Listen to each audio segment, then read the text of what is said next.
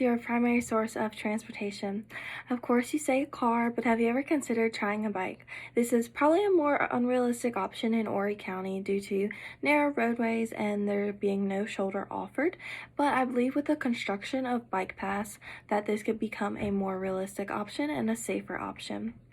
And even if that does not interest you, bike paths benefit people that will never use them. And that is why I believe we should promote the construction of bike paths in Horry County. And today I will be talking about how bike paths make communities better, how it benefits college students, the economic benefits, and how they benefit people with no intention of ever getting on a bike. A big question here is probably how it makes a community better. And there's a lot more than one way. Bike paths boost the economy.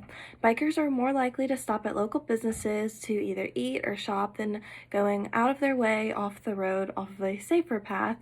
And that would benefit a lot of small businesses and would help them thrive. And Horry County does have a numerous amount of small businesses. And another benefit would be a sense of community in town. And when you have a bike path, there is a more chance of you having a more face-to-face interaction on a daily basis. This can bring you closer to the people you live around. There are many ways that riding a bike will benefit college students as well, and a way to make that possible is providing them with that bike path. Active transportation such as walking or bicycling is a good financial option for college students and a healthy option. In the article To Your Health, Riding a Bike in College, written in 2019, it discusses the health benefits as well for college students. It provides an easy way for students to stay in shape, which is something we all know. In the article, it quotes, "New U.S. bicycle commuters lose on average 13 pounds in their first year of riding, a good antidote to the dreaded freshman 15. When being in college, most people gain weight at least their first year, and this is a good way to keep them healthy and at a reasonable weight. Riding a bike also gives the cardiovascular system a workout, engages the core. It doesn't just work out the legs like most people would like to believe. College students can put themselves ahead of the curve when it comes to reducing the risk of diabetes, obesity, and some cancers, as it was stated in the article. This can also help reduce stress and sharpen the mind, which is something we all know that comes with being a college student is stress. Sometimes the simplest things will relieve stress, such as riding a bike. Replacing a driving commute with bicycling commutes make a good financial, time, and health sense for college students. There is also many economic benefits to these bike paths. They include increased jobs, spending, tourism, and a decrease in accidents due to the increased bike safety. These are just the beginning of many options. It will also reduce the costs from not building expensive car lots, car garages, and it will also lower the travel costs for bicycle riders, which will leave more money to spend in the local businesses while they are riding the bikes. Many people in Horry County don't use bikes as transportations, and if we would like to increase the number of people to use bikes, we need to improve the infrastructure that will allow riders to feel safe in urban areas and alongside cars. In the article, The Economic Benefits of Bicycle Infrastructure, written in 2017, it explains an example of economic benefits biking tourism can have on North Carolina's Outer Banks. They generate $60 million in economic activity through bicycle tourism. And this isn't too far from Horry County, so adding to the tourism of our beaches and just being a tourism community, this could help benefit us economically, and we can produce more with tourism than we already have by adding the bike pass. And if nothing I've talked about does pertain to you or interest you in riding a bike, and you don't want to ride a bike anytime soon, will they actually benefit you as well? And when you're driving a car, you feel a sense of safety. And if you see a biker, you think you have the right of way, which causes the bikers to fear. And a way to put this into perspective is drivers or walkers. Bikers and walkers may also be bicyclists, and bicyclists can also be walkers and drivers. There is a solution to this actually, and it's to share the streets by providing a space for each group, such as the bike paths. Bike paths mean safer streets safer for everyone, not just bicyclists.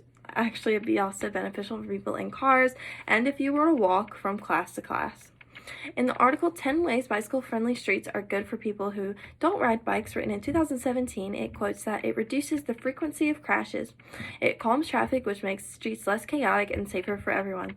This is also great for walkers because it creates more of a distance between the sidewalk and these speeding vehicles. And actually, for example, across New York City, a place where bike paths are used, injury for motorists, pedestrians, and bicyclists declined by 20% on streets with protected bike paths. There are actually also two sides to this argument. Many people that don't support bike paths, they don't see them as a pro for the community.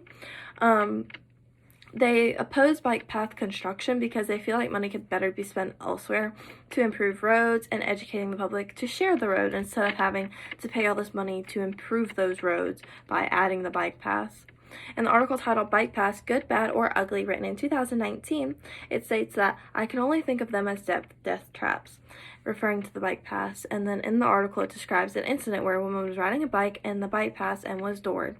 Doored is when a car door was opened in front of her because there is a parallel parking, a bike path, and then the road.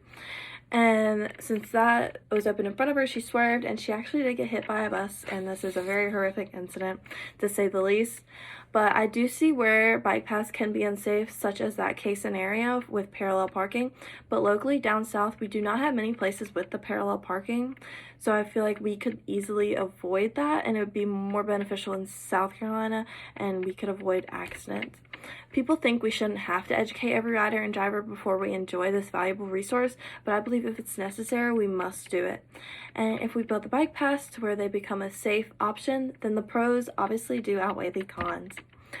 The estimated cost of installing a bike path is approximately $5,000 to $50,000 per mile, depending on the condition of the pavement, removing and repainting the lines, the need to adjust traffic lights to yield for the bikers.